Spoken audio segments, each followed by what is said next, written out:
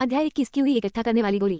आखिरी आदमी करीब 20 साल का युवक था। उसका चेहरा घोड़े जैसा लंबा था। उन्होंने अपनी टुटी उठाई और तिरस्कार की दृष्टि से कहा, प्रशिक्षु भाई वांग, आप 3 महीने से बंद दरवाजे के प्रशिक्षण में हैं, इसलिए आप नहीं जानते।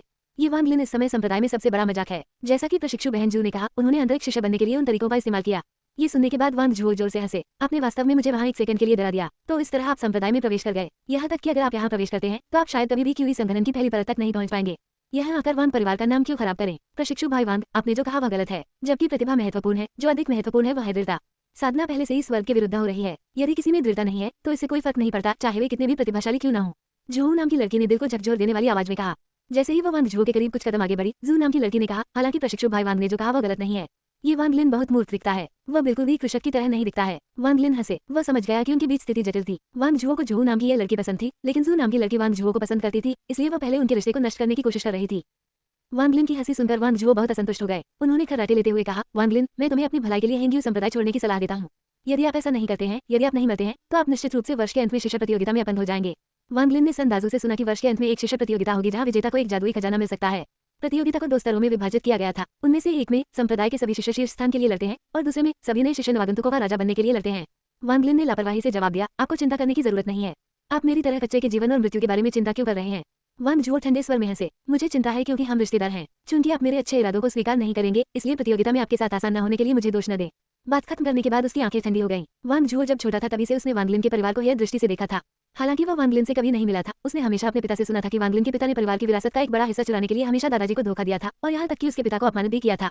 ये केवल इसलिए था क्योंकि परिवार के अन्य सभी सदस्य अंधे नहीं थे, वे उसके पिता की विरासत वापस लेने में सक्षम थे। वांग जू की नजर में वांग लिन का परिवार वांग परिवार के लिए अपमानजनक था। जैसा बाप वैसा बेटा। हालांकि बड़े होने के बाद उसे एहसास हुआ कि चीजें बिल्कुल वैसी नहीं थी जैसी उसके पिता ने बताई थी, लेकिन जब वो छोटा था तब से वह बहुत घमंडी था।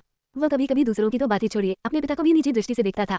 जू नाम की लड़की ने थोड़ा सोचा, फिर वांग जू से पूछा, आप रिश्तेदार हैं?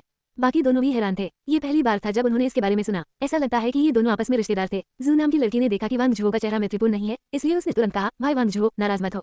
वह बस आपके अच्छे इरादों को नहीं समझता है। आप एक अच्छे इंसान हैं और उससे अधिक चालाक हैं। उससे ये उम्मीद न करें कि वह आपके अच्छे इरादों को समझेगा। एक बार जब उसे थोड़ा कष्ट होगा तो उसे पता चल जाएगा कि आप उसके लिए कितने अच्छे थे। मेरे परिवार में भी उसके जैसे रिश्तेदार हैं। वास्तव में हर परिवार ऐसा ही होता है। हर कोई उतना उत्कृष्ट नहीं हो सकता है। आप वास्तव में, मैं समझता हूँ कि आप कैसा महसूस करते हैं। आप वास्तव में उसके बेहतर होने की कामना करते हैं। जू नाम की लड़की ने जो कहा उससे वांग जू शर्मा गए। उसने उसे घूर कर देखा। निश्चित नहीं था कि वह उसकी तारीफ कर रही थी या उसका उपहास कर रही थी।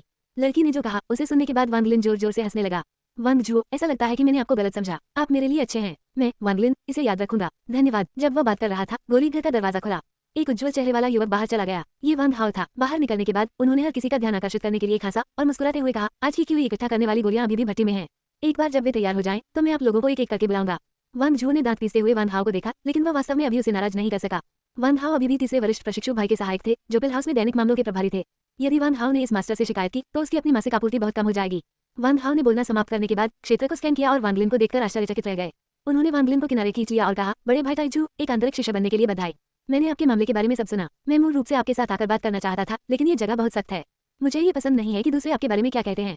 एक बार जब आप कुछ तकनीक विकसित कर लेंगे तो आप उन सभी से बदला ले सकते हैं जिन्होंने आपको नीची दृष्टि से देखा है। वांग लिन का दिल गर्म हो गया और वह मुस्कुराया। वांग हाओ, धन्यवाद। वांग हाओ ने आह भरी। उस समय मैं आपके साथ कुछ दिन रहना चाहता था, लेकिन मेरे पिताजी ने मुझे रोकने के लिए मेरी ओर देखा। ऐसा लग रहा था कि वह नहीं चाहते थे कि मैं उन्हें घुल मिल जाऊं। बड़े भाई ताइजू, कृपया मुझे माफ कर दें। वांग लिन ने अपना सिर हिलाया। उन्होंने कहा, अतीत के बारे में बात करने का कोई मतलब नहीं है। अभी मैं बस क्यूई संक्षेपण की पहली परत को जल्दी से विकसित करना चाहता हूँ। वांग हाओ की आंखें घूम गईं। जबकि कोई नहीं देख रहा था, उसने वांग लिन के हाथ में कुछ भर दिया और उसे आंख मार दी। तभी कमरे से एक ठंडी आवाज आई, गोली सहायक अभी भी वापस नहीं आ रहा। वांग हाओ ने उत्तर दिया और तेजी से गोली घर में वापस चला गया। वांग लिन ने उस चीज को अपने हाथ में कसकर पकड़ लिया। उसने देखा कि उसके हाथ में क्या था और उसे 3 पारदर्शी गोलियां दिखी। उसने चुपचाप उन्हें अपने थैले में रख लिया। गंदा होने का डर न रखते हुए वह पालती मारकर बैठ गया और खेती करने लगा। वहां मौजूद 4 अन्य लोगों में से एक ने वांग लिन को बैठते देखा, फिर वो भी बैठ गया और खेती करने लगा, जबकि अन्य 3 किनारे खड़े हो गए। वांग जू, जो नाम की लड़की का अच्छा पक्ष लेने की कोशिश कर रहा था, लेकिन जू नाम की लड़की पूरे समय उसे बाधित कर रही थी। धीरे धीरे समय बीतता गया और आसमान में अंधेरा छा गया। जैसे ही चांद निकला, गोली घर का दरवाजा खुल गया। हाथ में ट्रे लेकर बाहर निकलते समय वांग हाओ थका हुआ लग रहा था। ट्रे में 5 निम्न गुणवत्ता वाले स्पिरिट पत्थर और 5 पारदर्शी गोलियां थीं। अपना हिस्सा पाकर लोग एक एक करके बाहर चले गए। वांग लिन आखिरी बार गए। वह मुस्कुराया और वांग हाओ की ओर हाथ मिलाया, फिर चला गया। उन्होंने अपने दिल में वांग हाओ की दयालुता को याद किया। वांग हाओ ने उसे जो 3 गोलियां दी, वे क्यूई गैदरिंग पिल्स थीं। अध्याय 22 बिखरने की तकनीक। अपने कमरे में लौटने के बाद उसने तुरंत दरवाजा बंद कर लिया। उन्होंने क्यूई एकत्रित करने वाली गोलियों का उपयोग नहीं किया, बल्कि उन्हें अपने पास रखे बैग में रख लिया। वह पत्थर के मनके के साथ एक प्रयोग शुरू करने वाला था।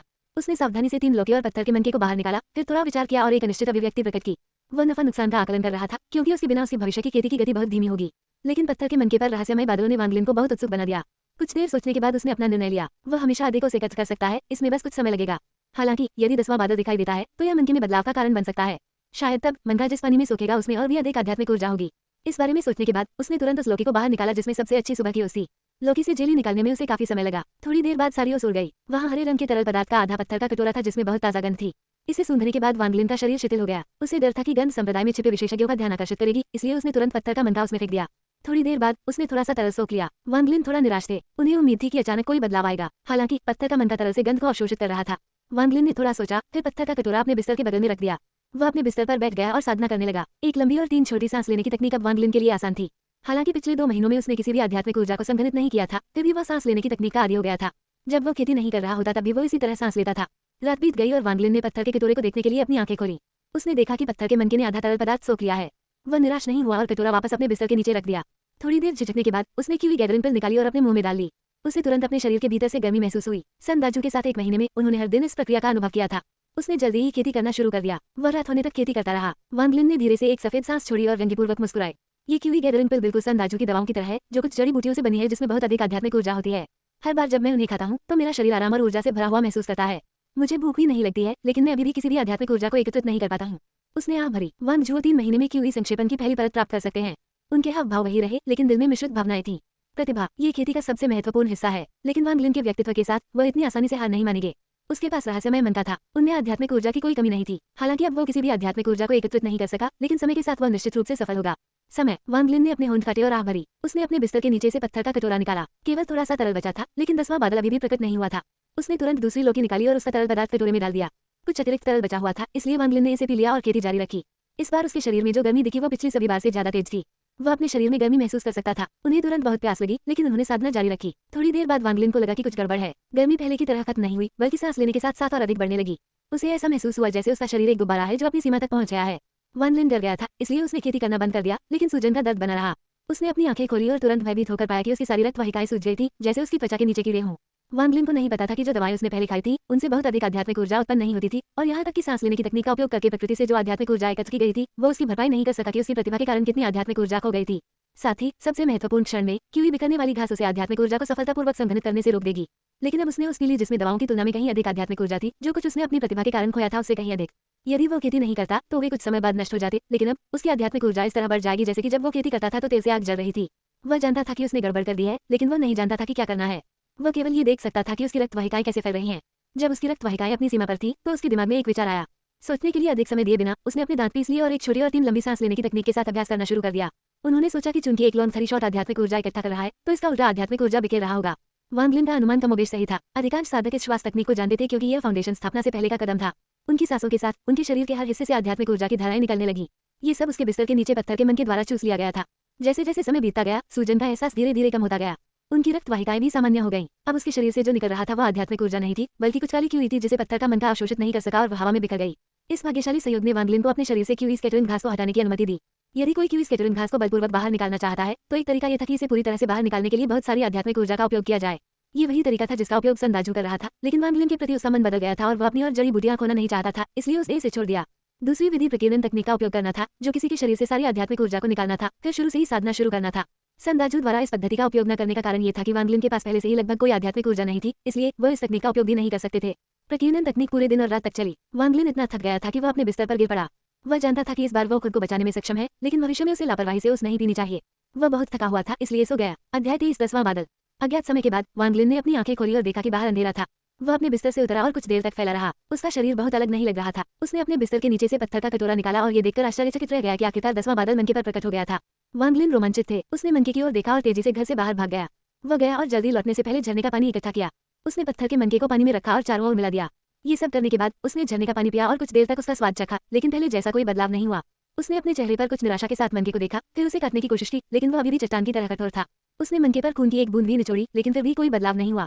वो कुछ देर तक झिझका और दांत पीसता रहा, फिर पत्थर का कटोरा उठाया और उसे पत्थर के मनके पर पटक दिया। उनका मानना था कि एक बार जब 10 बादल होंगे तो कुछ न कुछ परिवर्तन जरूर होगा। एक धमाके के बाद पत्थर का कटोरा टूट गया। यहाँ तक कि वांगलिन का हाथ भी सुन्न था, लेकिन पत्थर के मनके को किसी भी तरह की क्षति का कोई निशान नहीं था। उसने वह सब कुछ इस्तेमाल किया जिसके बारे में वह सोच सकता था, लेकिन 10वें बादल को प्राप्त करने के बाद पत्थर के मनके में कोई बदलाव नहीं हुआ। दुखी होकर उसने पत्थर का मोती एक तरफ फेंक दिया। थोड़ी देर बाद वह अनिच्छा से उसे लेने के लिए आगे चला गया। कुछ देर तक उसे घूरते रहने के बाद उसे नींद आने लगी। वह स्तब्ध रह गया। वो तो अभी अभी उठा था, उसे नींद क्यों आएगी? उसने अपनी आंखें मिली और मनके को घूरता रहा। धीरे धीरे वह और भी अधिक उनिंदा हो गया। मनका और अधिक धुंधला हो गया। इससे पहले कि वह अंततः जमीन पर गिर गया, मनका अभी भी उसके हाथ में था और सो रहा था। उन्होंने एक सपना देखा। अपने सपने में वह बिना किसी सीमा के एक स्थान पर पहुंच गया। वहां कोई तारे नहीं थे, लेकिन उसके चारों ओर चमकती हुई वस्तुएं थीं। हालांकि वह सपना देख रहा था, उसका दिमाग बहुत साफ था। उसे आश्चर्य हुआ कि वह ये सपना क्यों देख रहा होगा। वांग लिन को ऐसा महसूस नहीं हुआ कि यहाँ उनके शरीर में कुछ गड़बड़ है। हालांकि उसे नहीं पता था कि इस जगह से बचने के लिए कैसे जागना चाहिए। अपनी बेबसी में वह बहुत देर तक इस सीमाहीन क्षेत्र में लक्ष्यहीन घूमता रहा। न जाने कितने समय के बाद जब वह सचमुच थक गया तो आसपास का वातावरण हिलने लगा। ऐसा लगा मानो उसका शरीर टुकड़े टुकड़े हो रहा हो। एक चीख के साथ उसने अपनी आंखें खोली। उसने चारों ओर देखा और पाया कि वह अभी भी कमरे में था। वांग लिन ने गहरी सांस ली और अपने माथे से पसीना पोंछा। वो खुश था कि आखिरकार उसका अजीब सपना खत्म हो गया। अचानक उसकी अभिव्यक्ति सचमुच अजीब हो गई। उसने मनके की ओर देखा और पाया कि सारे बादल गायब हो गए थे। इसके बजाय मनके पर छोटे छोटे शब्द अंकित थे। यह वांग लिन स्तब्ध रह गया और उसने तुरंत करीब से देखा। शब्द सचमुच अजीब लग रहे थे, एक असामान्य फॉन्ट। उसे हमेशा पढ़ना पसंद था और वह लंबे समय तक सोचता था, पढ़े हुए शब्दों के साथ शब्दों को मिलाने की कोशिश करता था। वो कुछ शब्दों का अनुमान लगाने में सक्षम था। वांग लिन ने मनका पकड़ लिया और खुद से बुदबुदाया, ये लिखित रूप में एक संख्या प्रतीत होती है। इसका कोई अर्थ नहीं है। अचानक उसके दिमाग में एक विचार कौंधा और उसे अजीब सपना याद आ गया। क्या वह मनके से संबंधित था? वांग लिन ने थोड़ा सोचा और तुरंत अपने बिस्तर पर लेट गया और खुद को जबरदस्ती सोने की कोशिश करने लगा। लेकिन वह अभी भी ऊर्जा से भरा हुआ था, इसलिए वह ऐसा नहीं कर सका। उसे याद आया कि आखिरी बार वह मनके को घूरते हुए सो गया था, तो वह बिना पल के झपकाए मनके को घूरने लगा। जल्दी वो नींदा हो गया और सो गया। सीमा रहित स्थान पर प्रकट हो गया। वांग लिन ने एक विचारशील दृष्टि प्रकट की। इस बार वो इधर उधर नहीं भटका, बल्कि बार बार ऊपर नीचे कूदने लगा।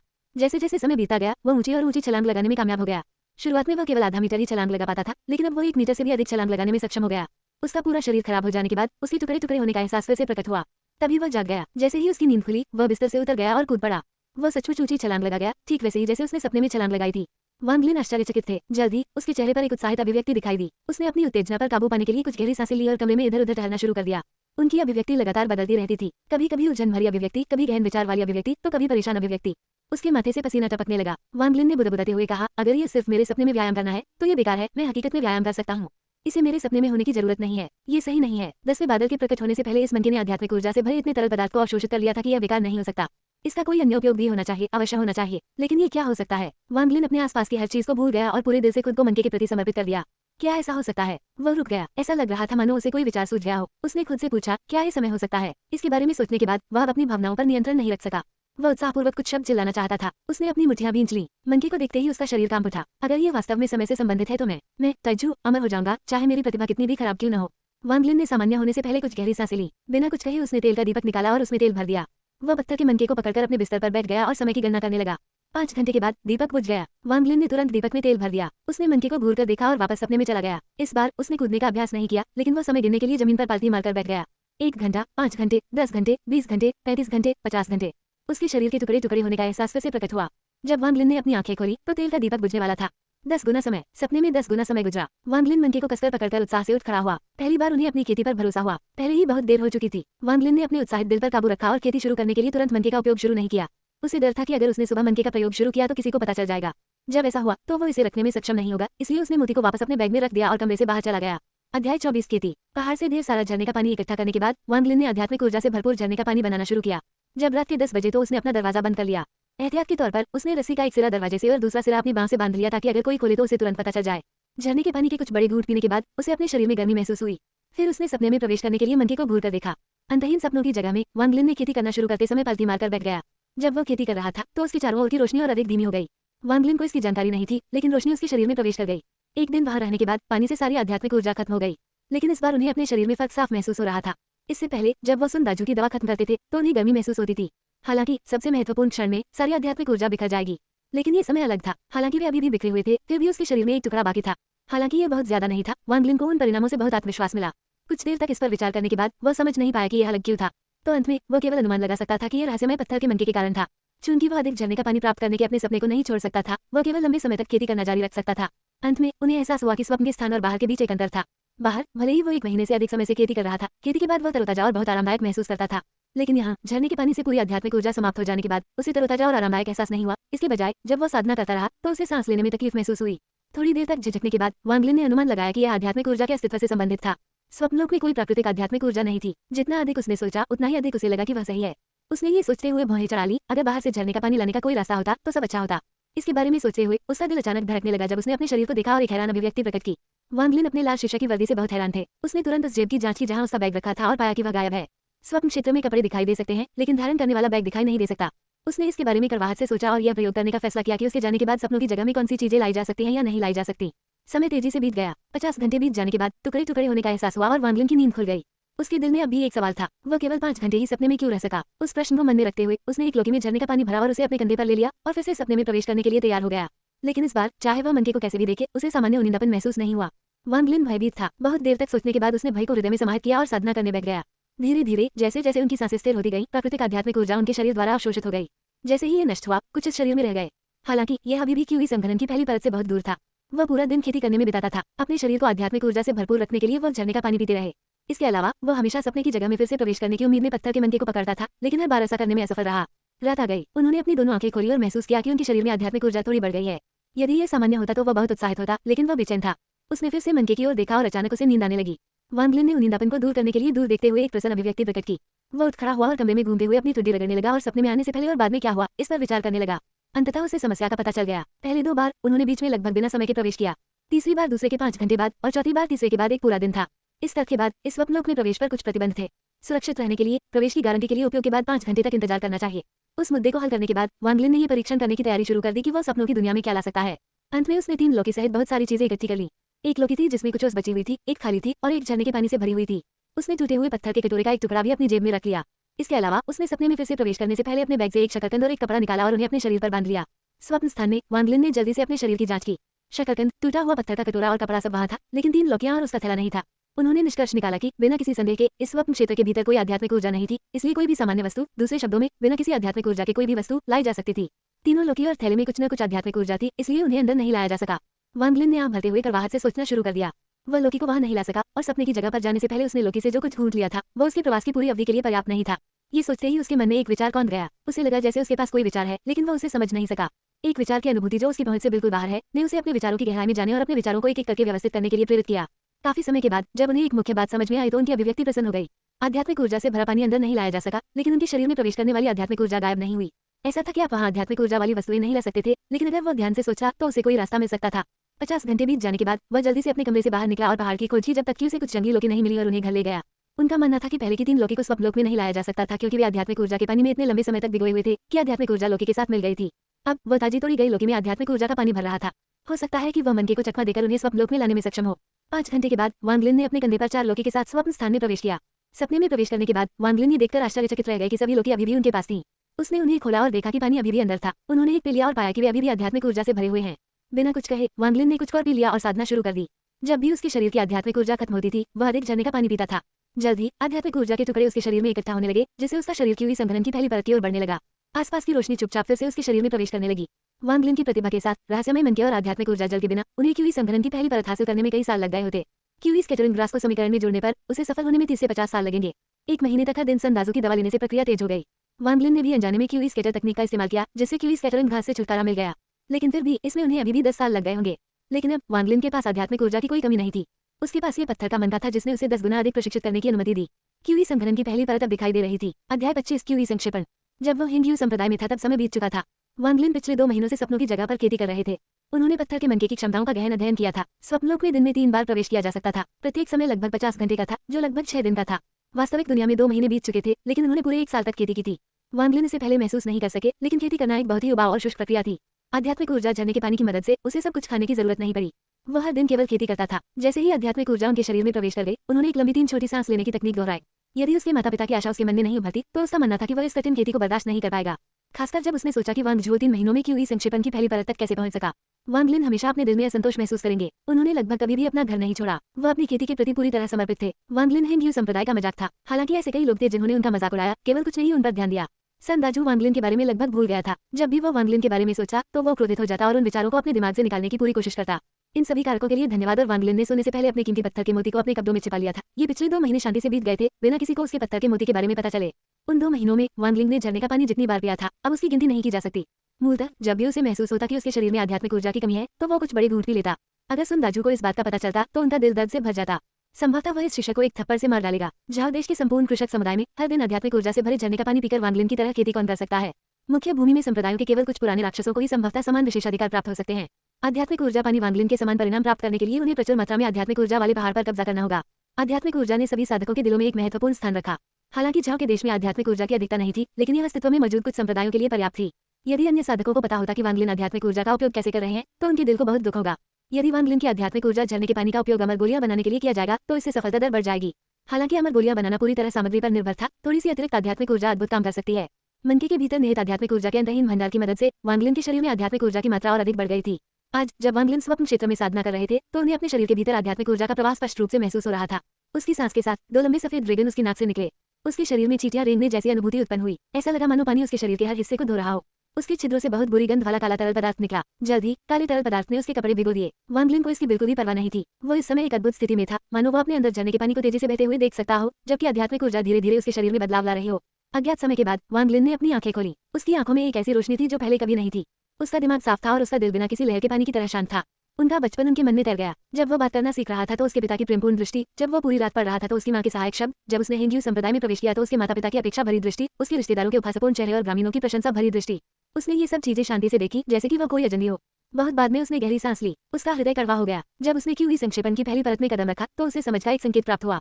क्यूई संघनन के 3 चरणों के अनुसार क्यूई संघनन की पहली परत एक द्वार की तरह थी। एक बार जब कोई द्वार खुलता है तो वे कृषकों की श्रेणी में प्रवेश कर सकते हैं और सांसारिक मामलों को त्याग कर खुद को दुनिया से अलग कर लेते हैं। जब हर कोई क्यूई संक्षेपण की पहली परत में प्रवेश करेगा तो उसे इसका अनुभव होगा। वह नहीं जानता था कि दूसरों ने इसे कैसे संभाला, लेकिन वह अपने माता पिता के प्यार को छोड़कर सभी सांसारिक मामलों से दूर हो सकता था। एक आह भरते हुए वांगलिन ने अपनी शर्ट को झाड़ा और खड़ा हो गया।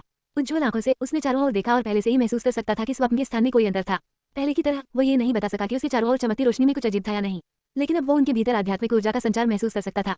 हालांकि वह पहले की तुलना में सटीक गति नहीं देख सका, फिर भी वह एक अंधे आदमी की तरह था जो देखने में सक्षम हो गया था। देखते देखते फिर से टुकड़े टुकड़े होने का एहसास हुआ। हालांकि अभी भी दर्द था, ये बहुत कम था और अब ठंडे पसीने के रूप में नहीं होगा। वांगलिन ने अपनी आंखें खोली। वह अपने बिस्तर पर बैठ गया, कुछ देर सोचता रहा और तुरंत लोकी खोल दी। जब उसने अंदर देखा तो उसे अब आध्यात्मिक ऊर्जा दिखाई दे रही थी जो झरने के पानी से भरी हुई थी। उसने एक मुस्कान छोड़ी। क्यूई संघनन की पहली परत तक पहुंचने के बाद वह स्वर्ग और पृथ्वी की आध्यात्मिक ऊर्जा को महसूस कर सकता था। उसने एक गहरी सांस ली। वांगलिन को अचानक पता चला कि उसका शरीर चिपचिपा हो गया है और उसकी हंसी छूट गई। क्यूई संघनन के 3 चरणों में यह उल्लेख किया गया था कि क्यूई संघनन की पहली परत तक पहुंचने के बाद शरीर में मौजूद गंदगी बाहर निकल जाएगी। ये शरीर के परिवर्तन के लिए एक आवश्यक चरण था। वांगलिन ने अपना दरवाजा खोला। अब बाहर दोपहर हो चुकी थी। जैसे ही वह पूर्वी द्वार से निकला और नीचे की ओर एक स्थान पर पहुंचा, उसके कदम तेज थे। उसने अपने कपड़े उतारे और शरीर धोने के लिए नदी में कूद गया। काली गंदगी बहुत चिपचिपी थी और इसे साफ करने में बहुत समय लगा। धोने के बाद वह एक चट्टान पर लेट गया। उन्हें क्यूई संघनन के 3 चरणों में एक तकनीक याद आई। इसने आकर्षक बल तकनीक नामक एक अमर तकनीक की शुरुआत की। इसे सबसे बुनियादी अमर तकनीकों में से एक माना जाता था और इसका उपयोग तब तक किया जा सकता था जब तक कोई क्यूई संघनन की पहली परत तक नहीं पहुंच जाता। हिंदू संप्रदाय ने 500 साल पहले झाओ देश को एकीकृत किया था। हालांकि इसमें गिरावट आई थी, फिर भी इसमें कई अमर तकनीकें मौजूद थीं। प्रत्येक शिष्य को कई तकनीकों में से एक को चुनने के लिए स्क्रिप्चर लाइब्रेरी में भेजा जाएगा, लेकिन अधिकांश बुजुर्गों ने तलवार साधना तकनीक की सिफारिश की। तलवार की खेती की तकनीक पूरी खेती को तलवार पर केंद्रित करने की थी। हालांकि भविष्य में खेती करना कठिन होगा, शुरुआत में ये बहुत शक्तिशाली था और इसे नियंत्रित करना आसान था। आकर्षक बल तकनीक उड़ने वाली तलवारों को नियंत्रित करने का आधार थी। आकर्षक बल तकनीक के अलावा क्यूई संक्षेपण के 3 चरण में 2 और तकनीकें दर्ज की गईं। वे थे फायरबॉल और अर्थ स्प्लिटिंग तकनीक। अध्याय 26 दुर्भावनापूर्ण विचार। 3 तकनीकों के बारे में सोचते हुए वांगलिन उत्साहित हो गए। फायरबॉल तकनीक का उत्पादन करने के प्रयास में उन्होंने अपने हाथ से सील बनाई। हालांकि आग की बात तो छोड़िए, एक चिंगारी भी नहीं दिखी। काफी देर बाद उसने मुंह फेर लिया और फिर कोशिश की। बार बार अंततः उसे असफलता ही हाथ लगी। वह केवल एक बार चिंगारी पैदा करने में कामयाब रहा। वांगलिन फूट फूट कर हंसे। प्रतिभा, ये हमेशा प्रतिभा होती है। फिर उन्होंने पास की एक चट्टान पर पृथ्वी विभाजन तकनीक का अभ्यास किया। हालांकि परिणाम फायरबॉल तकनीक का प्रयास करते समय हासिल की गई तुलना में बेहतर थे। दरार केवल उसकी छोटी उंगली के आकार की थी। इस प्रकार की तकनीक मनुष्यों को धोखा देने के लिए अच्छी थी, लेकिन वास्तविक युद्ध में वे बेकार थी। अंत में उन्होंने आकर्षण बल तकनीक का अभ्यास किया। वह अभी भी परिणाम से संतुष्ट नहीं थे, लेकिन ये देखते हुए कि आकर्षण बल तकनीक की सफलता दर उच्चतम थी, वांगलिन ने अपना सारा प्रयास आकर्षण बल के अभ्यास में लगा दिया। सीधे शब्दों में कहें तो आकर्षण बल वास्तव में दूर से वस्तुओं को नियंत्रित कर रहा था। यदि कोई आकर्षण बल को अच्छी तरह से नियंत्रित कर सकता है और क्यूई संक्षेपण की दूसरी परत तक पहुंच गया है, तो वह रिपेलिंग तकनीक का अभ्यास कर सकता है। तीसरी परत को तोड़ने और चौथी परत में जाने के बाद वे उड़ने वाली तलवार का चयन करने के लिए स्वॉर्ड स्पिरिट हाउस में जा सकते थे। काफी देर तक अभ्यास करने के बाद वांगलिन अंधेरा होने से पहले घर जाने लगे। अब जब वो क्यूई संघनन की पहली परत तक पहुंच गया था तो उसकी दृष्टि और सुनने की क्षमता में काफी सुधार हुआ था। पूर्वी गेट से प्रवेश करने के बाद जब वह घर के कामकाज के पास से गुजरा तो उसने कुछ परिचित आवाजें सुनी। भालियू, जब आपने पहली बार मेरे लिए जलाओ लकड़ी इकट्ठा करने की व्यवस्था की थी तो आपने कहा था कि कार्य पूरा करने के लिए 100 पाउंड पर्याप्त है।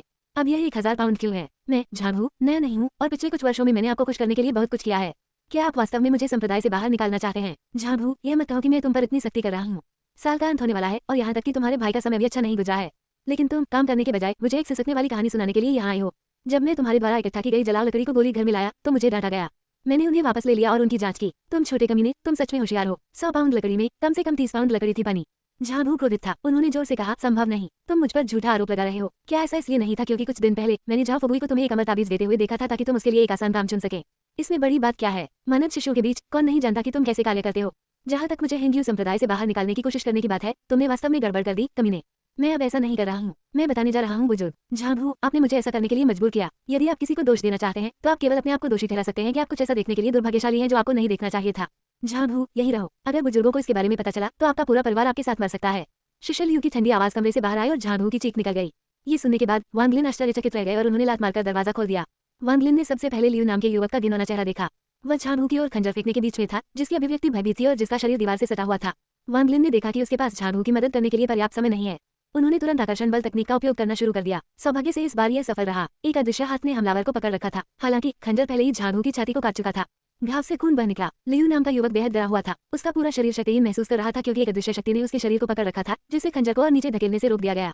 झांगू का चेहरा पीला पड़ गया था। उसके माथे पर पसीना भर आया। उसने वांग लिन की ओर देखा और तेजी से रिंग कर किनारे की ओर चला गया। लियू नाम का युवक हैरान रह गया और तुरंत संघर्ष करने लगा। वांग लिन के माथे पर जोर से पसीना आने लगा, मानो वह नियंत्रण खोने लगा हो। ये पहली बार था जब वांग लिन ने किसी व्यक्ति पर इस तकनीक का इस्तेमाल किया। जाहिर है वो इसे अच्छी तरह से नियंत्रित नहीं कर सका। इसके अलावा व्यक्ति संघर्ष कर रहा था, इसलिए उसे नियंत्रण बनाए रखने में कठिनाई हो रही थी। वांग लिन का शरीर कांप उठा। ये देखते हुए कि झांगू अब खतरे में नहीं है, उसने थोड़ा आराम किया और आकर्षण बल तकनीक भी ढीली हो गई। ये देखकर कि लियू मुक्त होने के लिए संघर्ष करने वाला था, झांगू ने एक अजीब अभिव्यक्ति प्रकट की। उसने वांग लिन की ओर देखा, फिर भाई लियू की ओर। उसकी अभिव्यक्ति निर्मम हो गई। उसने लकड़ी काटने वाली कुल्हाड़ी उठाई और भाई लियू की ओर चल दिया। भाई लियू का चेहरा डर से भर गया और उन्होंने और अधिक संघर्ष किया। झांगू ने अपने दांत पीस लिए और खुद से बुदबुदाया, बिना जहर वाला आदमी नहीं। भाई लियू, आपने मुझे ऐसा करने के लिए मजबूर किया। आप मेरे पूरे परिवार को मारना चाहते थे। झांगू, आप क्या करने जा रहे हैं? वांग लिन आश्चर्यचकित रह गए और आकर्षण बल तकनीक ने अपना प्रभाव खो दिया। जैसे ही लियू नाम के युवक ने अपने शरीर पर नियंत्रण हासिल किया, झांगू ने भाई लियू के सिर पर कुल्हाड़ी मार दी। भाई लियू को चकमा देने में बहुत देर हो गई। कमरे में क्षण भर के लिए तरबूज की टूटने जैसी आवाज गूंज उठी। हिलना बंद करने से पहले भाई लियू का शरीर जमीन पर हिल गया। झांगू के हाथ में कुल्हाड़ी जमीन पर गिर गई। उसने रक्तरंजित लाश को जटिल भाव से देखा। वांग लिन स्तब्ध रह गए। उसने पहली बार इतना खूनी मंजर देखा था। काफी देर के बाद उसने कड़वाहट से पूछना शुरू किया, झांगू तुम? झांगू ने वांग लिन की ओर देखा। उसका चेहरा विकृत लग रहा था, जिससे गंभीर रूप झलक रहा था। उन्होंने शब्द दर शब्द कहा, वांग लिन, आपने भी देखा। मैं उसे मारना नहीं चाहता था। अगर आप नहीं होते तो मैं उसके द्वारा मारा गया होता। उसने मुझे ये सब करने के लिए मजबूर किया। उसने मुझे मजबूर किया। वांग लिन चुप रहे। उसने ऐसा होने की उम्मीद नहीं की थी। झांगू ने गहरी सांस ली। उनके चेहरे पर एक दृढ़ भाव प्रकट हुआ। वह लाश के पास गया और कुछ देर तक उसकी खोज करता रहा। उन्होंने अपने पास से एक थैला निकाला जिसमें सैकड़ों ताबीज थे, जिनका उपयोग मानद शिष्य अपने परिवारों से मिलने के लिए करते थे। इनके अलावा एक धागे से बंधी पुस्तिका भी थी। झांगू ने किताब पर नजर डाली और उसे अपने कब्जों में रख दिया। इसके बाद उन्होंने कमरे की तलाशी ली। आखिरकार उसे बिस्तर के नीचे एक गुप्त कंपार्टमेंट मिला। उसके अंदर पीले कागज का एक टुकड़ा था। थोड़ा सोचते हुए वह वांग लिन की ओर मुड़ा और कहा, वांग लिन, आज तुमने मुझे बचा लिया। मैं झांगू इसे हमेशा याद रखूंगा। हिंदू संप्रदाय के लिए मैं अब और नहीं रह पाऊंगा। जब संप्रदाय को शिष्य लियू का शव मिलेगा तो वे जांच करेंगे और अंत में मुझे ढूंढ लेंगे। मैं ये चीजें लेने जा रहा हूँ। इस आपदा पैदा करने वाले अमर ताबीज के लिए यह एक खजाना होना चाहिए, अन्यथा लियू नाम के इस युवक ने मारने की कोशिश नहीं की होती। मैं इसके साथ ही उन्होंने वांग लिन को पीला कागज सौंप दिया। वांग लिन ने इसे नहीं लिया। उसने एक आह भरी और बुरी तरह मुस्कुराया। आपको ऐसा क्यों करना चाहिए? यदि आपने उसे नहीं मारा होता। झांगू ने भौहें चढ़ा दी। उन्होंने कहा, वांग लिन, अब इस बारे में बात मत करो। इन पिछले कुछ वर्षों में मैंने काफी कष्ट सहे हैं। यदि तुम अभी मुझे अपना मित्र मानते हो तो ये हमर ताबीज ले लो। वांग लिन ने कड़वाहट से ताबीज ले लिया। उन्होंने और कुछ नहीं कहा। वांग लिन, मैं जाने वाला हूँ। इसका आपसे कोई लेना देना नहीं है। यदि संप्रदाय जांच करता है तो वे केवल मुझे पाएंगे। तब तक मैं पहले ही हिंदू संप्रदाय छोड़ चुका हूँ। हम झाओ का देश बहुत बड़ा है। मुझे विश्वास नहीं है कि मैं पूरी जिंदगी एक मानद शिष्य बनूंगा। झांगू की अभिव्यक्ति जटिल थी। काफी देर बाद वह धीरे से मुड़ा और कमरे से बाहर चला गया। अध्याय 27 यात्रा। वांग लिन ने उस स्थान को देखा जहाँ झांगू अभी खड़ा था। लंबे समय के बाद उसने अपने हाथ में पीला कागज पकड़े हुए एक आह भरी।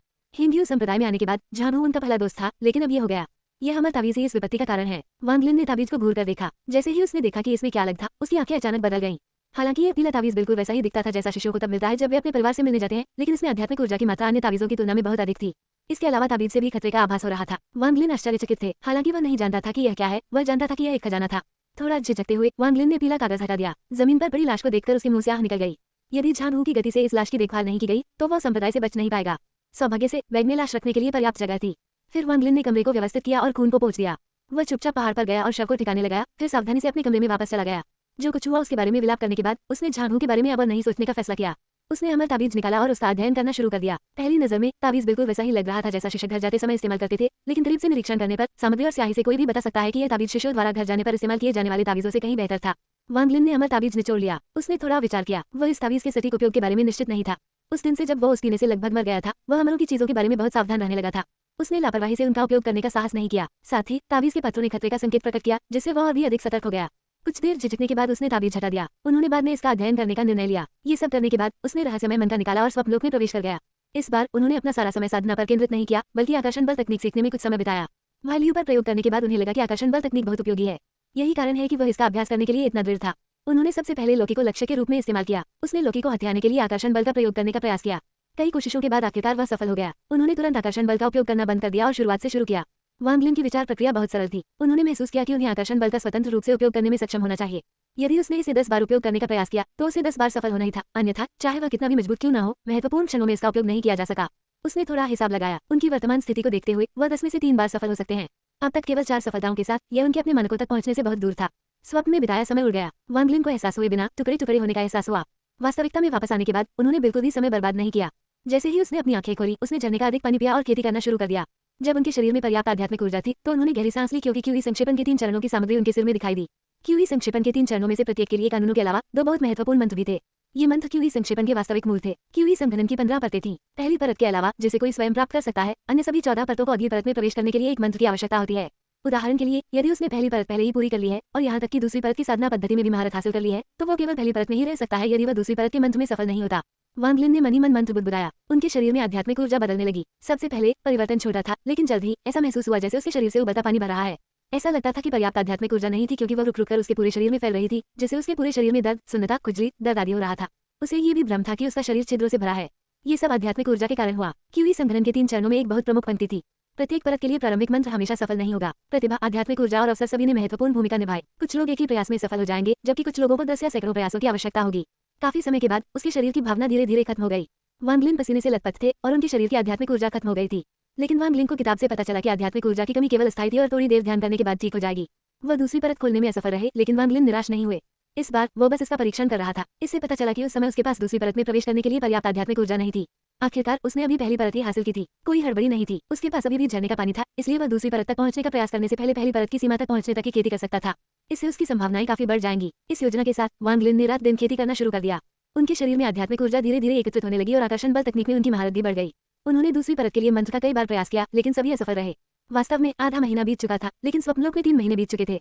आज वांग लिन खेती कर रहा था, सपनों की दुनिया में फिर से प्रवेश करने के समय का इंतजार कर रहा था। उसने देखा कि अभी भी जल्दी थी। वह थोड़ा झिझका, फिर दूसरी परत का दोबारा अनुभव कराने के लिए मंत्रोच्चार शुरू कर दिया। उसे ये भी याद नहीं कि उसने कितनी बार इसका अनुभव किया था। हर बार यह उसके थकने के साथ समाप्त हुआ और उसके शरीर की सारी आध्यात्मिक ऊर्जा बिना किसी सफलता के समाप्त हो गई। 2 घंटे बाद वांग लिन ने अपना सिर उठाया। वो फिर से थक गया था और उसकी सारी आध्यात्मिक ऊर्जा उसके शरीर से चली गई थी। वह व्यंग्यपूर्ण मुस्कान के साथ मन ही मन बुदबुदाया, फिर से असफल। दूसरी परत में प्रवेश करना बहुत कठिन है। अचानक उसकी नजर दरवाजे की ओर गई। दरवाजे से एक ठंडी आवाज आई, प्रशिक्षु भाई वांग, मुझसे मिलने के लिए बाहर आओ। आवाज जानी पहचानी लग रही थी। वांग लिन ने उठकर दरवाजा खोला और देखा कि बाहर काले कपड़े पहने एक 27 या 28 साल का युवक ठंडी हवा के साथ खड़ा था।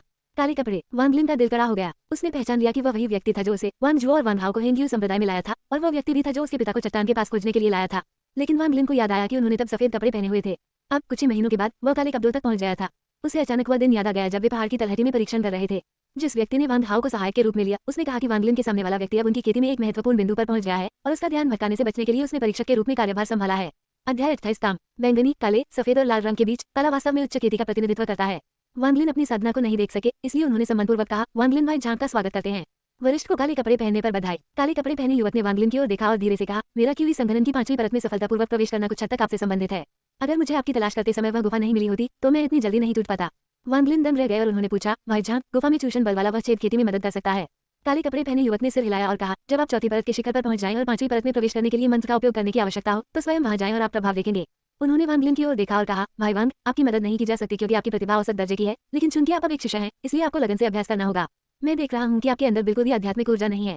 आप क्यूई संक्षेपण की पहली परत तक भी नहीं पहुंचे हैं। मुझे डर है कि सभी आंतरिक शिष्यों में से आप एकमात्र हैं। वांग लिन स्तब्ध रह गए, लेकिन व्यंग्यपूर्वक मुस्कुराए, मैं प्रशिक्षु भाई की सलाह को दिल से मानूंगा। मैं खेती में अपना प्रयास दोगुना कर दूंगा। उसने अचानक विषय बदल दिया और पूछा, भाई झांग, आज आप यहाँ किस कारण से हैं? काले कपड़े पहने युवक ने हंसते हुए कहा, यह कोई गंभीर बात नहीं है। घर के कामकाज का प्रभारी मानद शिक्षक गायब हो गया। किसी ने आपको उस दिन वहां जाते देखा था, इसलिए मैं आपसे इसके बारे में पूछने के लिए यहाँ आया हूँ। वांग लिन की अभिव्यक्ति सामान्य रही और हंसे, मुझे इसका अंदाजा है कि क्या हुआ था। आमतौर पर मैं काम के घर के पास नहीं जाता, लेकिन आधे महीने पहले मैं इसके पास से गुजरा और एक मानद शिष्य मेरी पीठ के पीछे बात कर रहा था, इसलिए मैंने उसे सबक सिखाया। शायद वह मुझसे डर गया और संप्रदाय छोड़ दिया। भाई झांग ने हंसते हुए अपना सिर हिलाया। उन्होंने वांग लिन की ओर देखा और कहा, एक घृणित मानद शिष्य महत्वपूर्ण नहीं है। आज मैं आपके पास आया हूँ क्योंकि बुजुर्गों ने फैसला किया है कि एक मानद शिष्य को घर के कामकाज का प्रभारी नहीं होना चाहिए, इसलिए वे चाहते थे कि एक आंतरिक शिष्य ये कार्यभार संभाले। लेकिन कोई भी आंतरिक शिष्य नहीं जाना चाहता, वे सभी खेती में व्यस्त हैं। वांग लिन ने व्यंग्यपूर्वक मुस्कुराते हुए कहा, मैं समझता हूँ, ऐसा लगता है कि यह कार्य मुझे सौंपा गया है। भाई झांग थोड़ा मुस्कुराए और बोले, अपना सामान पैक करो और आज ही वहाँ जाओ। अभी घर का कामकाज सचमुच अस्त व्यस्त है, तुम्हें इसे वापस व्यवस्थित करना होगा। उसने वांग लिन पर हाथ मिलाया, एक कदम उठाया और उसके पैरों के नीचे एक तलवार दिखाई दी। जैसे ही वह तलवार से चला, उसने इंद्रधनुषी रंग छोड़ दिए। वांग लिन ने निराश भाव प्रकट किया। वह घर के कामकाज में नहीं जाना चाहता था। वहाँ के लोग बहुत नाक भान सिकुड़ने वाले थे। उसके रहस्य को उजागर करना बहुत आसान होगा, साथ ही बहुत सारे काम भी होंगे जिससे उसकी खेती बाधित होगी। लेकिन अब वह नहीं जा सका। गुस्से से भरे पेट के साथ उसने अपना सामान पैक किया और काम करने वाले घर पर पहुंचा। वहां पहुंचकर वह मनी मन एक निर्णय पर पहुंचा। वह अधिक समय तक घर के कामकाज में नहीं रह सकता था। उसे घर के कामकाज में सब कुछ गड़बड़ाना पड़ा ताकि प्रत्येक मानद शिष्य प्रतिस्थापन के लिए बड़ों के पास जाए। इस विचार को ध्यान में रखते हुए वांग लिन ने शिष्य लियू के कमरे की सफाई की। बिस्तर और मेज के अलावा जो भी बेकार चीज थी उसे बाहर फेंक दिया गया। जब वह ऐसा कर रहा था, कुछ शिष्य नौकरानी के घर पहुंचे। उन्हें पता चल गया था कि वांग लिन अब काम सौंपने के प्रभारी थे, इसलिए उनमें से कई घबरा गए थे। जिन कुछ लोगों ने वांग लिन का सबसे अधिक उपहास किया, उनके चेहरे पीले पड़ गए और उनके दिल की धड़कनें तेज हो गईं। कुछ लोगों का इरादा वांग लिन को सफाई में मदद करने का था, लेकिन भूलने के बाद वे सभी आज्ञाकारी रूप से याद में खड़े हो गए। सफाई खत्म करने के बाद वांग लिन लापरवाही से एक कुर्सी पर बैठ गए। उन्होंने अपने सामने 100 से अधिक मानद शिष्यों की ओर उदासीनता से देखा। वह जानता था कि हिंदू संप्रदाय में बहुत सारे मानद शिष्य थे। ये तो उनका एक अंश मात्र था। अगले कुछ दिनों में अधिक मानद शिष्य अपने काम पर रिपोर्ट करने के लिए वापस आएंगे। अब आप 500 पाउंड जलाओ लकड़ी काटेंगे। वांग लिन ने लापरवाही से एक व्यक्ति की ओर इशारा किया। उसे याद आया कि उस व्यक्ति ने गुप्त रूप से उसका उपहास किया था। वह व्यक्ति सन्न रह गया। वह तुरंत चिल्लाया, भाई वांग, मैं रसोई में काम करता था, मुझे लकड़ी काटना नहीं आता। वांग लिन ने अपनी आंखें घुमाई। उन्होंने कहा, अब ये प्रतिदिन 1000 पाउंड है। लड़का अचानक घुटनों के बल जमीन पर बैठ गया और रोने लगा।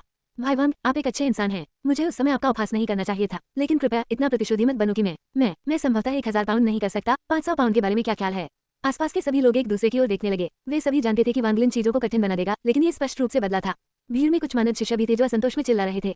हर कोई उसकी बात मत सुनो, चलो किसी बुजुर्ग को खोजें और उनसे न्याय करवाएं। वांग लिन बहुत दबंग है। सही है, आइए हम बड़ों को खोजें ताकि किसी अन्य आंतरिक शिष्य को इस स्थान का प्रभारी बनाया जा सके। यदि वे हमारी बात नहीं सुनेंगे तो हम घुटने टेक देंगे और कभी नहीं उठेंगे। सच है, चलो सब लोग यहाँ मत रुको। इस वांग लिन की शक्ल खलनायक है। उसे ये भी याद नहीं है कि उसने आत्महत्या करने की कोशिश करके संप्रदाय में प्रवेश किया था। कितना अपमानजनक है। असंतुष्ट आवाजें और तेज होती गईं। जल्द ही हर कोई अपमान करते हुए याद से बाहर चला गया। जब वे आंगन की ओर गए तो उन सभी के चेहरे पर शिकायत के भाव थे। सभी चिल्ला रहे थे, वांग लिन नहीं चाहते कि हम अब और जीवित रहें। वांग लिन के दिल में सुकून था। उसने उन्हें नहीं रोका और आशा व्यक्त की कि वे सफल होंगे। इस तरह बुजुर्ग क्रोधित हो जाएंगे और किसी और को कार्यभार सौंप देंगे ताकि वह खेती पर ध्यान केंद्रित कर सके। बाकी 10 या उससे अधिक लोग झिझक रहे थे। वे जाना चाहते थे, लेकिन अगर यह बात विफल रही तो क्या इसका मतलब यह नहीं होगा कि उन्होंने वांग लिन का पूरी तरह से अपमान किया है? वांग लिन जल्दी में नहीं थे। वह मुख्य प्रांगण से परिणाम की प्रतीक्षा कर रहे थे। एक क्षण बाद सभी मानद शिष्य उदास होकर एक एक करके वापस आ गए। इस बार वे अब चिल्ला नहीं रहे थे, बल्कि उनकी आंखों में निराशा और सन्नाटा था। वांग लिन ने उनके भाव देखे और जान लिया कि वे असफल हो गए हैं। वह मन ही मन बहुत निराश हुआ। ऐसा लग रहा था कि उन्हें और भी बड़ा हंगामा करना होगा। यह विचार करते हुए उन्होंने यहाँ मौजूद लोगों को डांटते हुए कहा, आप सभी जिन्होंने छुप कर मेरा मजाक उड़ाया है, मेरी बात सुने। मैं आज बदला लेने के लिए यहाँ आया हूँ। यदि आप असंतुष्ट हैं तो बड़ों के पास जाएं। यदि आप मुझे इस पद से हटवा सकते हैं तो मुझे आपका धन्यवाद करना होगा। शिष्यों में से एक ने विनती की, भाई वांग, आप एक महान व्यक्ति हैं, कृपया हमें क्षमा करें। हाँ भाई वांग, हम उस समय अंधे थे, कृपया हमें छुट्टी दें। मैं आपको प्रणाम करूंगा। भाई वांग, उस समय उन सभी ने आपका मजाक उड़ाया था, लेकिन मैंने कभी ऐसा नहीं किया। मैंने आपका बचाव भी किया था। मैं अध्याय 29 बंद दरवाजा। उस व्यक्ति की बात खत्म होने का इंतजार किए बिना बगल में मौजूद किसी व्यक्ति ने गुस्से में कहा, झाओ जियोएर, उस समय आपने उसका सबसे जोर से मजाक उड़ाया था। भाई वांग, उसकी बात मत सुनो। झाओ जियोएर की अभिव्यक्ति बदल गई। उन्होंने गुस्से में कहा, झाओ जियो सान, मैं तुम्हारा बड़ा भाई हूँ, पीठ में छुरा घोंपने वाला हरामी। अपने कमरे में वापस जाओ और देखो कि मैं तुम्हें कैसे पीटने जा रहा हूँ। मैं वफादार हूँ भाई वांग, आप एक दयालु व्यक्ति हैं, कृपया मुझे कुछ आसान काम दें। भाई वांग, उन दो भाइयों की बात मत सुनो। वे दो व्यक्तियों के कृत्य के लिए जाने जाते हैं। कौन जानता है कि उन्होंने कितने मानद शिष्यों को धोखा दिया। प्रशिक्षु भाई, मैं वो व्यक्ति हूँ जिसने कभी भी आपके बारे में बुरा नहीं कहा। एक बहुत सुंदर महिला मानद शिष्या ने नाजुक ढंग से कहा, भाई वांग, इस प्रशिक्षु बहन का शरीर हमेशा कमजोर रहता है और ये कोई कठिन श्रम नहीं कर सकती। अगर मैं हर रात आकर आपकी मालिश कर दूं तो क्या ख्याल है? क्या ये ठीक है? हिंदू संप्रदाय के मानद शिष्यों में कई महिला शिष्याएं नहीं थीं, केवल लगभग 10% महिलाएं थीं। आखिरकार दृढ़ता की परीक्षा में पुरुषों के पास बेहतर मौका था। निस्संदेह कुछ महिला मानद शिष्याओं का सभी ने खूब स्वागत किया। अपनी शक्ल सूरत के आधार पर कुछ को आंतरिक शिष्यों का भी समर्थन प्राप्त हुआ। फिर एक अन्य महिला मानद शिष्या ने वांग लिन पर सुंदर दृष्टि डाली और चिढ़कर कहा, प्रशिक्षु भाई लियू ने मुझे कभी कोई कड़ी मेहनत नहीं दी, मैं केवल रात में उनकी सेवा करने आई थी। मैं कुछ अन्य प्रशिक्षु बहनों को जानती हूँ, मैं उन्हें आज रात आपसे मिलने ले जाऊंगी, ठीक है? हर कोई वांग लिन को ये बताने की बेताबी से कोशिश कर रहा था कि उन्होंने उसके बारे में कभी कुछ बुरा नहीं कहा। बहुत देर तक सुनने के बाद वांग लिन का धैर्य जवाब दे गया और चिल्लाया, आप सभी चुप रहें। ये कितनी गड़बड़ है। अपनी बात खत्म करने के बाद उन्होंने एक व्यक्ति की ओर इशारा करते हुए कहा, आप 20 लोटे पानी। यदि आप दुखी हैं तो बड़ों के पास जाएं। उस व्यक्ति का शरीर कांप उठा। उसने बात करने के लिए अपना मुंह खोला, लेकिन वांग लिन की आंखों में अधीरता देखी। वह तुरंत मुस्कुराया और सिर हिलाया। आप हर दिन 500 किलो कपड़े धोते हैं, याद रखें, यदि आप असंतुष्ट हैं तो बड़ों को खोजें। जिस व्यक्ति की ओर इशारा किया गया था उसने जोर से निगल लिया और लगभग बेहोश हो गया। वह बुदबुदाया, 500 किलो, ये संप्रदाय के सभी कपड़ों को एक साथ जोड़ने जैसा है। आप पूरे संप्रदाय को साफ करें। एक ही बात, यदि आप असंतुष्ट हैं तो बड़ों को खोजें। आप आउटहाउस साफ करें। अगर मैं वहाँ एक मक्खी को देखता हूँ तो आप वहाँ रह सकते हैं। तुम एक दिन में 500 पाउंड जड़ी बूटियां इकट्ठा करो। यदि तुम मुझे धोखा देने के लिए वहाँ घास फूस मिलाते हो तो मैं तुम्हें संप्रदाय से बाहर निकाल दूंगा। तुम सब सुनो, अगर तुम असंतुष्ट हो तो बड़ों को ढूंढो। कुछ लोगों के लिए जबकि काम का बोझ कठिन था, फिर भी ये सहने योग्य था। हालांकि आखिरी कुछ के लिए उसने इशारा किया, उनके पैर नरम हो गए और तुरंत जमीन पर गिर गए। सभी मानद शिष्यों के चेहरे पर दयनीय भाव थे। पूरे हिंदू संप्रदाय के पास पहाड़ों में 500 किलोग्राम जड़ी बूटियां भी नहीं होंगी। वांग लिन की उन लोगों की यादों के आधार पर जिन्होंने उसका मजाक उड़ाया था, उसने एक एक करके उनकी ओर इशारा किया और ध्यान से सोचा कि उन्हें कौन सी नौकरी देनी है। वह बिल्कुल भी थका नहीं था और आखिरकार उसने सारा काम सौंप दिया। वह थोड़ी देर इधर उधर घूमता रहा और उसने सोचा कि जो काम उसने सौंपा था उसे पूरा करना असंभव था। मानद शिष्य बड़ों से शिकायत करने के अलावा और क्या कर सकते थे? लेकिन अगर बड़ों ने कुछ न करने का फैसला किया है तो बेहतर होगा कि इस गड़बड़ी को और भी बड़ा कर दिया जाए, ताकि उन्हें पता चले कि मुझे, वांग लिन को, घर के कामकाज का प्रभारी बनाना एक बड़ी गलती थी। इसके बारे में सोचते हुए उसने एक ऐसे व्यक्ति की ओर इशारा किया जिसे वह नहीं जानता था और कहा, तुम भाग्यशाली हो, तुम्हारा काम हर चीज का हिसाब रखना है। मुझे दिए गए सभी उपहारों की एक सूची बनाओ, उनके नाम और उपहार का समय रिकॉर्ड करो। यदि तुम लालची होने की कोशिश करते हो तो मैं तुम्हें संप्रदाय से बाहर निकाल दूंगा। वह व्यक्ति इतना आश्चर्यचकित हुआ कि वह तुरंत जमीन पर गिर गया और वांग लिन को प्रणाम किया। उन्होंने बार बार कहा कि वह इसे सही तरीके से करना याद रखेंगे और गलती नहीं करेंगे। सभी मानद शिष्य अवाक रह गए। पहले शिष्य लियू इसके बारे में गुप्त था, लेकिन यह वांग लिन साहपूर्वक रिश्वत मान रहा था। एक क्षण बाद एक मानद शिष्य आगे बढ़ा और घर आने के लिए उपयोग किए जाने वाले 3 तावीज निकाल लिए। उन्होंने उन्हें वांग लिन को प्रस्तुत किया और कहा, भाई वांग, मैं आपको अपना सम्मान दे रहा हूँ। वांग लिन ने आवाज के साथ उत्तर दिया। उसने तावीज दूर रख दिए और पूछा, तुम्हें पहले कौन सा काम सौंपा गया था? एक दिन में 20 वॉट पानी इकट्ठा करें। उस व्यक्ति ने घबराते हुए उत्तर दिया। वांग लिन ने धीरे से कहा, फिर इसके बजाय एक दिन में 5 वॉट्स करो। वह व्यक्ति आश्चर्यचकित रह गया और उसने तुरंत धन्यवाद व्यक्त किया। उस व्यक्ति के नेतृत्व के बाद बाकी सभी लोग उठे और आगे बढ़ने ही वाले थे कि वांग लिन ने धीरे से खड़े होकर कहा, आप सभी चले जाएं। आप सभी को उपहार देने की उचित प्रक्रिया का पालन करना होगा। अपनी वर्तमान नौकरी और अपनी इच्छित नौकरी को एक कागज के टुकड़े पर लिखें, फिर इसे उस व्यक्ति को भेजें जिसे मैंने इसे प्रबंधित करने के लिए नियुक्त किया है। आप इसे 10 दिनों में केवल एक बार ही कर सकते हैं। काम पूरा करने के बाद वह अपने कमरे में वापस चला गया और दरवाजा बंद कर लिया। आंगन में लोग जहां आहें भर रहे हैं। कुछ की आंखों में गुस्सा भी था। उनके पेट वांग लिन को निर्देशित छापों से भरे हुए थे, लेकिन उनमें से किसी ने भी उन्हें जोर से नहीं कहा। वे सभी लंबे चेहरों के साथ तितर बितर हो गए। उनके जाने के बाद वांग लिन कमरे से बाहर आए और पूरे घर का निरीक्षण किया। उसे एक भंडारण कक्ष का एक दूरस्थ दरवाजा मिला। भंडारण कक्ष बड़ा नहीं था। वांग लिन द्वारा इसे साफ करने के बाद, हालांकि वह निराश थे, ये यहाँ की सबसे एकांत जगह थी। उसने कुछ जगह बनाने के लिए सफाई की, फिर दरवाजा बंद किया और सपनों की जगह में प्रवेश किया। समय उड़ गया। वांग लिन पहले से ही 2 महीने के लिए घर के कामकाज के प्रभारी थे। उन 2 महीनों में पहले कुछ दिनों तक मानद शिष्यों को काम सौंपने के अलावा बाकी समय उन्होंने अपनी साधना पर ध्यान केंद्रित किया। जहाँ तक मानद शिष्यों के कामों की बात है, उन्हें इसकी बिल्कुल भी परवाह नहीं थी। यदि वे अपना काम नहीं करते थे तो उन्हें बस ठंडे स्वर में हंसना होता था और वे उन्हें उपहार देते थे। वांग लिन उन 2 महीनों के दौरान बहुत नाराज थे। मानद शिष्यों द्वारा उनकी साधना में लगातार बाधा आ रही थी। वह नहीं जानता था कि अन्य आंतरिक शिष्य और बुजुर्ग क्या सोच रहे थे। उसने चीजों को इतना गड़बड़ कर दिया, लेकिन उन्होंने अभी भी कोई प्रतिस्थापन नहीं भेजा था। अध्याय 30 भाव। क्या मुझे और भी अधिक अनुचित होने की आवश्यकता है? घर का कामकाज छोड़ने के लिए वांग लिन बाहर जाने के लिए तैयार थी। वह सचमुच देखना चाहता था कि बड़ों की सीमाएं क्या हैं। निजी तौर पर मानद शिष्यों के बीच 2 शब्दों कचरा और बेशर्म के अलावा उन्होंने एक और उपाधि प्राप्त की, काले दिल वाला राजा। शिष्य लियू के उपनाम नेवला की तुलना में ये बिल्कुल अलग स्तर पर था। वांग लिन ने स्वप्नलोक में 1 वर्ष तक अभ्यास करने के बाद उनके शरीर में आध्यात्मिक ऊर्जा कई गुना बढ़ गई थी। वह पहली परत की सीमा तक पहुंच गया था। इससे कोई फर्क नहीं पड़ता कि उसने कितनी खेती की, उसकी आध्यात्मिक ऊर्जा में वृद्धि नहीं हुई। इस प्रकार एक रात उसने मंत्र को दूसरी परत में प्रवेश करने का प्रयास करना शुरू कर दिया। कई बार असफल होने के बाद उनकी कड़ी मेहनत बेकार नहीं गई, क्योंकि आखिरकार वह दूसरी परत में सफल हो गए। उसके शरीर के छिद्रों से काला चिकना पदार्थ रिस रहा था। खुद को धोने के बाद वांग लिन ने खुद को देखा और देखा कि उसकी आंखें बिजली की तरह चमक रही थीं। वह पहले से काफी अलग दिख रहे थे। उसने अपनी ठुड्डी रगड़ी और सोचा, केवल तीसरी परत के लिए मंत्र बचा है। अगर मैं बाकी परतों के लिए मंत्र पूछने के लिए सुनदाजू के पास वापस जाता हूँ और उसे पता चलता है कि मैं दूसरी परत तक पहुंच गया हूँ, तो वह निश्चित रूप से मुझसे सवाल करेगा कि यह कैसे हुआ। अगर मैं इसे ठीक से समझा नहीं सका तो यह मेरे लिए बहुत परेशानी लाएगा। कुछ देर सोचने के बाद भी वांग लिन को कोई अच्छा विचार नहीं सूझा। वह मदद नहीं कर सका, लेकिन नाराज हो गया। एक आह भरते हुए वांग लिन ने आकर्षण बल तकनीक का अभ्यास करना शुरू कर दिया। इस वर्ष के अभ्यास के बाद वांग लिन अब 10 में से 10 बार सफल हो सकते हैं। चूंकि वह अपनी वर्तमान डिग्री तक पहुंच गया, उसने इसे किसी कठिन चीज पर आजमाने का निर्णय लिया। उसे घर के कामकाज में एक बड़ी चट्टान मिली और वह अभ्यास करने लगा। 1 महीना और बीत गया। वांग लिन ने घर के कामकाज में जो किया उसके कारण सभी मानद शिष्य लगातार शिकायत करते रहे। ये सर्दियों का समय था और संप्रदाय ने वार्षिक आंतरिक शिष्य प्रतियोगिता की तैयारी शुरू कर दी। इस वर्ष हैंग यू संप्रदाय की मानद शिष्य प्रतियोगिता थी, जो हर 10 साल में होती है। यदि कोई शीर्ष 3 में स्थान पर है तो वह एक आंतरिक शिष्य बन जाएगा। सभी मानद शिष्य अपने युद्ध कौशल को निखार रहे थे और गुप्त रूप से साजिश रच रहे थे। इसलिए घर के कामकाज से जुड़ी चीजों में देरी हो गई, क्योंकि हर कोई बहुत व्यस्त था। वांग लिन इस बात से बहुत निराश थे कि वह अभी भी घर के कामकाज के प्रभारी थे। जहां तक आंतरिक शिष्य प्रतियोगिता का सवाल है, उन्होंने भाग लेने की योजना नहीं बनाई थी। यदि उसके पास समय था तो वह इसे अपने सपनों की जगह पर खेती करने में क्यों नहीं बिताता। आज हैंग यू पर्वत पर बर्फबारी शुरू हो गई। दूर से ऐसा लग रहा था मानो बर्फ की जमीन हो। वांग लिन खेती नहीं कर रहे थे, लेकिन याद में चुपचाप खड़े थे। आकर्षण बल तकनीक ऐसे सक्रिय हुई मानो कोई विशाल हाथ घूम रहा हो, जो सारी बर्फ को दूर धकेल रहा हो ताकि कोई भी उस पर न गिरे। जहाँ उसका घर था, उस ओर देखते हुए उसे याद आया कि उसके माता पिता साल के इस समय में घर को गर्म रखने के लिए चूल्हा जलाते थे। वह चूल्हे के पास बैठकर पढ़ता था। पिताजी किनारे पर नक्काशी कर रहे होंगे और माँ अचार वाली सब्जियां जमा कर रही होंगी। कभी कभी वह पढ़ते पढ़ते थक जाता था और अपने पिता के पास बैठकर उन्हें नक्काशी करते हुए देखता था। जब उसका मूड बहुत अच्छा होता तो वह जाकर अपने पिता की मदद करता। उनके बीच काफी खुशी का माहौल था। वांग लिन को याद आया कि उसके बिस्तर के नीचे कुछ लकड़ी के शीर्ष थे। वह कभी कभी उन्हें बाहर ले जाता था और पड़ोस के बच्चों के साथ बर्फ पर उनके साथ खेलता था। ये सब सोचते हुए वांग लिन ने गहरी सांस ली। एक कृषक को सभी नश्वर बंधनों को तोड़ने की जरूरत है, और ये सभी ऐसे विचार थे जो खेती को बाधित करेंगे। वांग लिन ने अपनी आंखें बंद कर ली। जब उसने उन्हें दोबारा खोला तो उसका दिमाग साफ था। वह अपने सभी नश्वर संबंधों को नहीं तोड़ सकता था, इसलिए उसने उन्हें अपने हृदय में छिपा लिया। जब वह याद कर रहा था तो उसकी अभिव्यक्ति अचानक बदल गई। वह अब क्यूई संक्षेपण की दूसरी परत में था और उसने अपनी दिव्य भावना की क्षमता को जागृत कर लिया था। ये सब क्यूई संघनन पुस्तक की 3 परतों में वर्णित किया गया था। अपनी दिव्य भावना के स्कैन से उसने देखा कि वांग हाओ उसकी दिशा में आ रहा था। एक क्षण बाद दरवाजा खुला। वांग हाओ चमड़े की टोपी और चमड़े का कोट पहने हुए अंदर आए। उसने आश्चर्यचकित होकर वांग लिन की ओर देखा और कहा, भाई ताइजू, क्या आपको ठंड नहीं लग रही है? ये छोटा सा पहना हुआ है और अभी भी बाहर खड़ा है। वांग लिन ने हंसते हुए कहा, मैंने हिसाब लगाया था कि तुम आओगे और मुझसे मिलोगे, इसलिए मैं तुम्हारा स्वागत करने के लिए बाहर आया हूँ, छोटे बदमाश। उसे बिल्कुल भी ठंड नहीं लग रही थी। क्यूई संघनन की दूसरी परत तक पहुंचने के बाद उन्होंने देखा कि उनका शरीर पहले की तुलना में बहुत मजबूत था। वांग हाओ हंसे। वह अंदर गया और वांग लिन को ध्यान से देखा और कहा, भाई ताइजू, मुझे कैसे लगता है कि आप कुछ महीने पहले से थोड़े अलग हैं। वांग लिन ने कहा, ये स्वाभाविक है। मैं क्यूई संक्षेपण की दूसरी परत तक पहुंच गया हूँ और इसे अमर माना जा सकता है। वांग हाओ का मुंह हिल गया। वह कमरे में गया और बोला, घमंड मत करो, हमारी प्रतिभा लगभग एक ही स्तर पर है। मुझे अमर बोलियों से मदद मिली है और मैं अभी भी पहली परत तक नहीं पहुंच पाया हूँ, लेकिन आपके लिए दूसरी परत तक पहुंचना असंभव है। वांग लिन ने स्पष्ट करने की कोशिश नहीं की। कभी कभी जब वह सच बोलता था तो लोग उस पर विश्वास भी नहीं करते थे, और यदि वह झूठ बोलता है तो वह दूसरों को संदेह का कारण बन सकता है। अंत में वांग हाओ के साथ उनका रिश्ता गहरा नहीं था। सतर्क रहना बेहतर है। पहली नजर में किसी पर भरोसा करना वांग लिन की बस की बात नहीं थी। वांग हाओ, आज तुम्हारे पास मुझसे मिलने का समय कैसे आया? क्या गोली घर व्यस्त नहीं है? वांग लिन कमरे में लौट आए और वांग हाओ पर एक कप गर्म पानी डाला। वांग हाओ ने गर्म पानी लिया और एक घूंट पीने से पहले उसे कुछ बार फूंका। वे मुस्कुरा उठे। आप पिछले कुछ महीनों में अपना सामान लेने के लिए पिल हाउस नहीं गए हैं। मैं आपका हिस्सा बचा रहा हूँ और आज इसे आपको देने आया हूँ। जब वो बात कर रहा था उसने एक छोटा पैकेज निकाला और मेज पर रख दिया। वांग लिन ने फीकी मुस्कान प्रकट की। उन्होंने पैकेज की ओर देखा भी नहीं बल्कि वांग हाओ की ओर देखा। उन्हें विश्वास नहीं हुआ कि वांग हाओ केवल एक पैकेज देने आए थे। घूर कर देखे जाने के बाद वांग हाओ शर्मिंदा हो गए और बोले, ताइजू, मैंने सुना है कि आप पिछले कुछ महीनों से घर के कामकाज में बहुत अच्छा कर रहे हैं।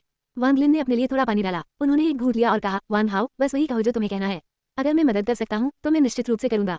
वांग हाओ की अभिव्यक्ति अजीब थी। वह करीब आया और रहस्यमय तरीके से कहा, भाई ताइजू, मैं हमेशा से जानता था कि आप एक चतुर व्यक्ति थे। ईमानदारी से कहूँ तो मुझे पता है कि आपके पास बहुत सारे ताबीज हैं जिनका उपयोग मानद शिक्षक घराने के लिए करते हैं। क्या आप मुझे कुछ उधार दे सकते हैं?